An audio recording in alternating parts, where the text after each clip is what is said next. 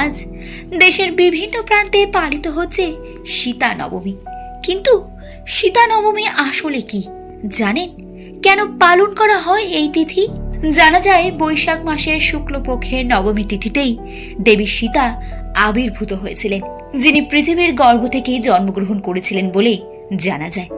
বলা হয় রাম নবমীর ঠিক 1 মাস পরের নবমী তিথিতেই জন্মগ্রহণ করেছিলেন দেবী সীতা। তাই তো এই তিথিকে সীতা নবমী বা জানকী নবমীও বলা হয়ে থাকে। যেহেতু দেবী সীতা মা লক্ষ্মীরই অবতার, তাই এই দিন মা লক্ষ্মীর আশীর্বাদ পেতে সীতা মাতা প্রভু শ্রীরামচন্দ্র সহিত লক্ষ্মণ ও বজরংবলীরও পূজা করা হয়। সীতা নবমীর এই ব্রত সাধারণত বিবাহিত মহিলারাই পালন করে থাকেন স্বামীর কল্যাণ, দীর্ঘায়ু ও পারিবারিক জীবনের সুখ ও সমৃদ্ধির জন্য।